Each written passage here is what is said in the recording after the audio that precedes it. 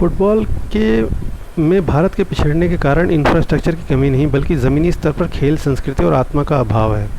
Cape Verde जैसा छोटा द्वीप राष्ट्र वैश्विक मंच पर मुकाबला कर सकता है, जबकि 1.4 अरब की आबादी वाला भारत काफ़ी पीछे है। इंफ्रास्ट्रक्चर खेल संस्कृति को जन्म नहीं देता, बल्कि एक समर्पित खेल संस्कृति खुद अपने लिए इंफ्रास्ट्रक्चर क्रिएट कर लेती है। क्रिकेट इसके लिए जन जन तक पहुंचा क्योंकि उसमें खेलने की लागत बहुत कम थी। मीडिया ने इसे घर घर तक पहुंचा दिया। हॉकी अपनी अनूठी इंडियन ड्रिबल शैली और कलात्मकता के बल पर लगातार 6 ओलंपिक स्वर्ण पदक जीतकर इतिहास रचा।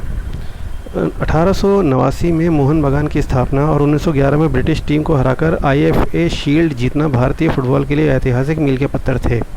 1950 के दशक में भारतीय फुटबॉल का स्वर्णिम काल था, जब राष्ट्रीय टीम ने 1956 मेलबर्न ओलंपिक में चौथा स्थान और एशियाई खेलों में स्वर्ण पदक जीता।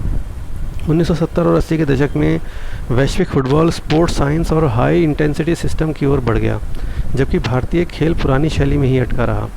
नेशनल फुटबॉल लीग और बाद में 2013 में शुरू हुई इंडियन सुपर लीग जैसे व्यवहारिक मॉडल एक मजबूत राष्ट्रीय टैलेंट पूल बनाने में विफल रहे।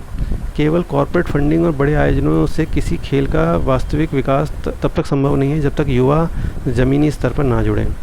भारतीय फुटबॉल तंत्र की मुख्य कमी अंतर्राष्ट्रीय प्रदर्शन, खेल विशेष शारीरिक प्रशिक्षण और अनौपचारिक खेल संस्कृति का अभाव है। ब्राज़ील ने फेवेला संस्कृति की तरह भारत में सड़कों और मैदानों में बच्चों द्वारा स्वाभाविक रूप से फुटबॉल खेलने का चलन नहीं बन पाया। 1990 के दशक में केबल टीवी की क्रांति ने भारतीय युवाओं को फुटबॉल खेलने के बजाय यूरोपीय क्लबों का दर्शक बना दिया।